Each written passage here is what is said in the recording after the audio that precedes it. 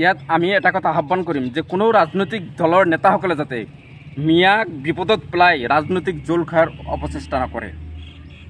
এতিয়া উজনিত কোনোবাই নেল ডাউন কৰাব আৰু উজনিত মিয়াসকলক আক্ৰমণ কৰিব আৰু কংগ্ৰেছসকলৰ যিহেতু আমি সদায় স্পষ্ট যে মিয়াসকল আচলতে বেছিভাগ কংগ্ৰেছৰ লগত থাকে, তেতিয়া এতিয়া আমি আহ্বান কৰিম মিয়াক সুৰক্ষা দিয়াৰ দায়িত্ব কংগ্ৰেছে এতিয়া ল'ব লাগিব।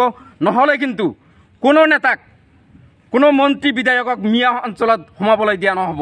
কাৰণ বিপদৰ সময়ত যদি সিহঁতে ৰাজনীতি কৰি থাকে, মিয়াৰ কাষত নাচাপে, মিয়াৰ কাষত থিয় দিয়াৰ চেষ্টা নকৰে, কেৱল ৰাজনীতি কৰাৰ কাৰণে যদি এই অপচেষ্টা কৰে বা মিয়াই বিপদত পৰক, আমি ৰাজনৈতিক জোল খাম। এইটো যাতে নাভাবে আমি আহ্বান কৰিছোঁ যে যিসকল মিয়াই কংগ্ৰেছৰ মন্ত্ৰী MLA সাংসদ বনাইছে, সেই সাংসদ মন্ত্ৰী MLA সকলে বা বিধায়কসকলে এই ক্ষেত্ৰত মাত মাতিব লাগে।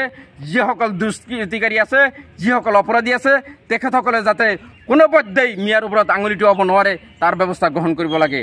বা সিহঁতে এই ক্ষেত্ৰত নিজকে মানে নিৰপেক্ষ ভূমিকা পালন কৰাৰ কাৰণে আমি কংগ্ৰেছী যিসকল নেতৃস্থানীয় ব্যক্তি আছে তেখেতসকলক আহ্বান কৰিছোঁ যে আপোনালোকে সদায় মিয়াই আপোনালোকৰ কাষত থাকে, গতিকে আপোনালোকে মিয়াৰ কাষত কিমান থাকে আমি এতিয়া প্ৰমাণ কৰিম।